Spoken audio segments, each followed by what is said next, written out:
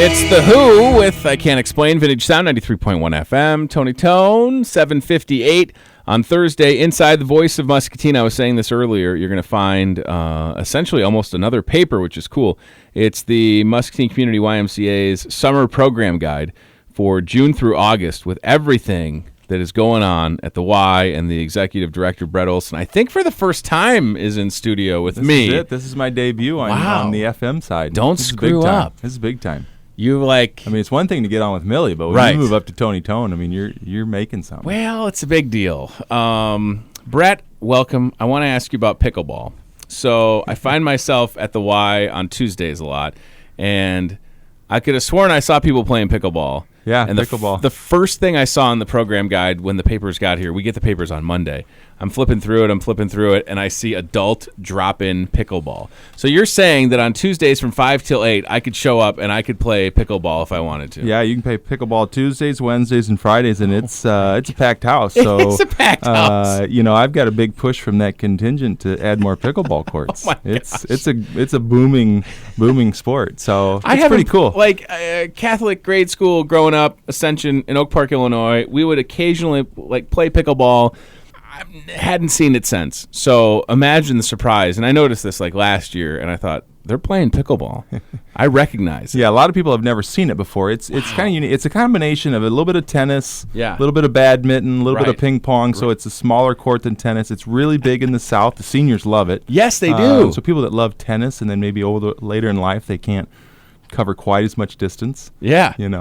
It's super fun to see. And then something else that I did, because I feel like there's schedules of what's going on in the gyms, but sometimes you just walk by and you see what's going on. So I went and was on an elliptical for 30 minutes, and then as I was walking past, I saw pickleball on one half of the gym, and then there were just some guys shooting around, so I just went in and grabbed a basketball and shot around for 15 minutes, and that was great. Oh yeah, there's always people in there shooting. So we, I love that. We never have enough gym space. That's part of it. We want to expand a little bit. But yeah, there's always guys playing ball or kids playing ball. It's great. So in the expansion plans, which you're getting close to breaking ground, right? Yeah, we're going to start phase 1 this summer, hopefully in August. Holy cow! Which will kind of focus on the front half of the building, right? Because we got to do it in stages. We got to keep the place open and running, and that's what I think people forget, right? They assume, well, can't you just get it all done in one fell swoop? Well, yeah, then you have to close your doors. I got to close my doors, and that's that not helping anybody out. That doesn't work. Right. So, what does phase 1 include, Brett? Phase 1 is kind of that front half. So you think about if you've been to the facility, we've got 2 front doors, right? Logan Street and Cedar Street, which is kind of odd. So we're basically ripping out from door to door, and we're going to add. Wow.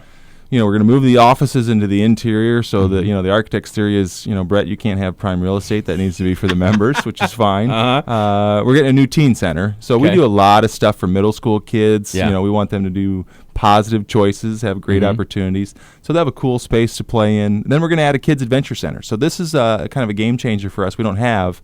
This will be preschool, early elementary, climbing walls and tunnels and slides. Awesome. So mom or dad or grandma or grandpa can bring the kids over and they can just run like crazy and have all sorts of exercise. I love that. Yeah, it'll be really awesome. That'll be right when you walk in the door. That's the first thing you're going to see. Jeez. So that, I think, will really hit home for families. And that was important, right? Because you have, obviously, there's a lot of families in Muscatine, and it is an amazing thing to be able to show up on last Tuesday and take my boys that are 4 and 18 months to Y Play and then know that they're fine. And you can work out. Yeah. Yeah, it's a great super cool thing. That Y Play gets used a lot. So that's a drop-in service. It's free for members. Their kids are safe and you can exercise, and it's a win-win for everybody. And not only are they safe, but there's cool stuff to do, right? Because I remember growing up, my mom has always had memberships to places like Bally's or whatever, and I distinctively remember being with my brother, who's 3 years younger, in their kid room, and it was a TV and a stack of books, and I was like, this is terrible. Yeah, no games, no activities. Yeah, nothing. At the Y Play right now, there's an outdoor playground, and so they can run around, they get their exercise, they have fun. Mom and dad can do their thing. Tire them out. I was also talking this morning, and I don't know if you were listening, but I was saying that when I get done using an elliptical or anything like that, I'm the guy that gets some of the paper towels, sprays the cleaning thing, wipes down the whole thing. Last Tuesday, I'm there. A couple guys got off an elliptical, didn't wipe it down. I almost said something. Is it okay to say things like that? I think it is. I'm just like I'm not like the a expectation. germaphobe. Yeah, the expectation is you clean off your machine when you're done.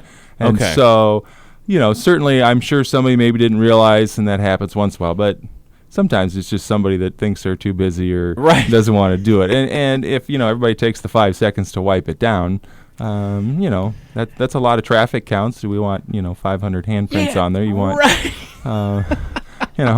we clean the facility every night, but we get a lot of traffic. So people are always surprised. I always tell them, in January, like on a Monday in January, 1,200 people come to the Y. Holy cow. On one day. So that's a lot. Yeah, we got a lot of traffic flow. I also like sometimes when I'm heading to work. I mean, are you open at 5 a.m.? 5 a.m. and we have a line. I was going to say, 5 a.m. I feel like, because that's, like just before 5, I'm making the commute down, I guess that would be Logan and to the roundabout and then to the radio station, and I see cars and I see a lot of taillights and they're just waiting. Yeah, that parking lot starts filling up sometimes at 4:30, which always baffles me because you kind of know how long it takes you to get there, right? I mean, yeah, it's I think you're about 3 minutes from my house. So you don't need to leave at 4:30. Right.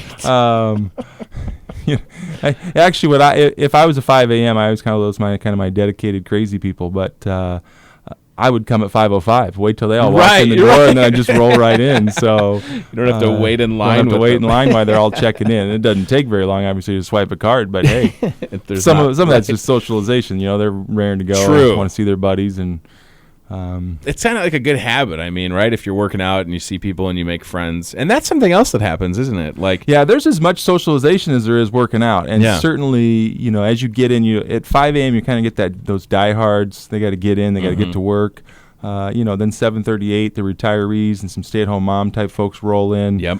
And when the retirees come in, some of those folks, it's 50% exercise and 50% socialization, which is great. Yeah, which, I mean, keeps people... keep them active, engaged, and they have a cup of coffee, and they hang out and solve the world's problems at the front door. I feel like every Y needs that group. Yeah. They're like helping keep things clean. You're like, you don't have to do that. No, it's okay, I got it. Like, well, I don't have to pay you. That's fine. If we go back to the expansion, so obviously the plans, and you can see them on display, it's going to look awesome. It takes a lot to get to that point. So, dollars wise, where are you at? We're plugging away. So we're about 71%. So we're looking to get to $7.25 million. We were really fortunate right off the bat. So the Roy J. Carver Trust gave us $2 million. Wow. H&I $1 million. Holy cow. And Canton Corp $750,000. So we're pretty fortunate to have a community with large industry. Because not a lot of Ys have. They don't have those opportunities in their backyard. They don't have those that believe in what you do. And oh my gosh, it's pretty unique. We have great relationships with those two companies, with Kent and H&I. And H&I, obviously we have really good furniture in our facility. Yes, you do. And I haven't bought any of it. So awesome. We're really blessed that they'll do some testing with some new product out there. Cool. It's a win for them. It's a win for us. Yeah. It's just a great company. They pay half the membership for their employees. I worked there awesome. for 6 months, and I talked about that, and I said it would be nice if the radio station did the same thing. Well, I can't believe that Jamie wouldn't do that. I know. mean, he's there all the time. Actually, I'm not sure Jamie's paid for him. He sneaks in a lot, so I got to check and see if his membership's valid. He's short enough that he can walk by the counter without those guys seeing him. So. Does he get in on Jim Miller's membership? I feel like Jim Miller has a +1. I don't know if it's. Sometimes I think he checks in as Jim or John. Yeah. I think he just says he's one of the Millers. Yeah. There's so many Millers. You got to have enough. You got to have enough forehead space to pass as a Miller. That's what I found.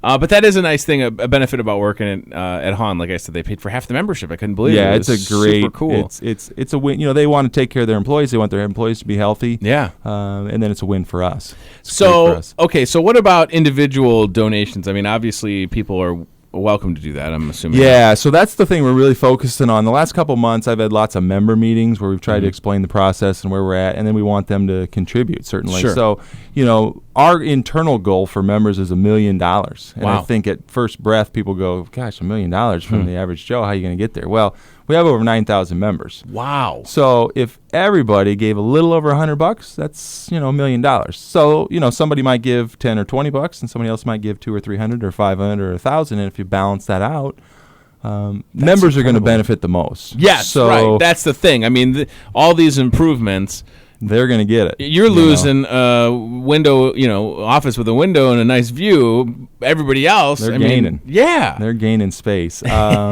And so we've tried to make it real simple. We have we can take it out of your checking or savings account each month, off your credit card each month, because not everybody has $500 they can just write the check today, but they can give $5 or $10 a month for the next few years. Yeah. And it all adds up, $100 or $500. That's awesome. And times a lot of folks, that gets us somewhere. So what's the time frame then? If you start in August, is it 2 years, 3 years? Yeah, it'll take a few years. So that first phase will take a good 9 months. Okay. That first phase will get us the new wellness center, the new exercise area with bikes and treadmills and weights are. And that's obviously the biggest piece, the piece that will impact the most folks. And then at that point, we'll move the exercise equipment up to the second floor. That'll actually be on the second floor with all those cool windows. Yeah. And then we'll move to the back of the building and renovate where the track and the weight room is now, and that'll become a gymnasium.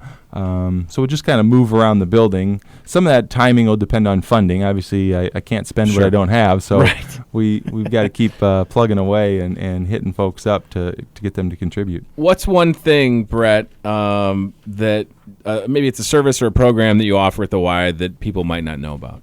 Obviously, there's a lot. There's a lot in the summer program guide. Yeah, there's a lot of stuff in that book. I would encourage you to read it. The two things that I think really separate our Y from other Ys is we have Special Olympics and Big Brothers Big Sisters. And so I think a lot of Muscatine people say, well, okay, that's normal. Well, it's not normal for a Y. Right. So we're the only Y in Iowa that has either of those programs. I didn't know that. We're we might be the only one in the country that has both. Wow. So those folks are YMCA employees. Those are both national name brand, organizations, and it really leverages their funds. So when Jason's making money for Special Olympics, that money goes to his athletes and for travel and uniforms, and he doesn't worry about a heating and cooling bill, and a copy machine and paper. Same with Lindsay and Big Brothers Big Sisters. That money goes to the kids and those relationships rather than worrying about office space and rent and those kind of things. So it really leverages it makes those programs so much more effective. And we don't toot our horn enough about that stuff that we do. But, if they weren't at the Y, it would be hard for them to pull off what they do. They'd have to have their own space. And they do tough. A lot. I think we have perhaps one of the most active Special Olympics. Jason's program's the envy of the state, because he's got great facilities and he doesn't have to worry about some of those costs. And so he's got a lot of athletes, and they're very successful. I mean, Jason does a great job with those guys and gals. And all ages. Yeah. We've got 8-year-olds and we've got 80-year-olds in Special Olympics. It's unreal. I've had the fortune of doing a couple of things at Sunnybrook and old Dick Vetter's out there. And Dick's a Special Olympian legend. When they go on the road, everybody knows who Dick Vetter is. And it's awesome. It's really cool. And, with Big Brothers and Big Sisters, they do so much, but then there's still like 40 kids that are waiting. They always have, it's a challenge because, times are tougher today. There's a lot of kids that maybe don't have enough positive adult role models in their life, and so this gives them a little help. And I think that a lot of the adults would say that they've benefited more than maybe the kid has. Even it really opens their eyes to a different world. And I think once they get involved with Big Brothers Big Sisters, they think, I'm going to help out this kid or whatever, and then, like you said, they take so much away from it. I bet everybody that you talk to that's in the program would say the same thing. Yeah, they love it. I think they learn and they grow too, and it's a win-win. There's just a lot of kids that, maybe they're a single parent and they need, somebody else, that positive adult role model to help out. It's so true. So, listen, from personal training to things for the kids. We've done the tots soccer and basketball, and it's all there, and it's only going to get better. So look for this summer program guide, Inside the Voice of Muscatine. It is a great read. There is a lot going on, but it's all laid out, and I couldn't imagine somebody looking through this and having questions. It's all right there. You can get it on our website, so certainly check it out and then stop in and sign up for a class or an activity. Yeah, no, it's super cool. And donate some dough, because as soon as you get that done, then we're ready to go. Overhaul the whole thing. Thanks for coming in. Thanks, buddy. Appreciate it. All right, Bret Olson, Executive Director, Muscatine Community YMCA, needs your help. Let's do some fundraising, and the improvements, boy, they're going to be great, and they start again in August.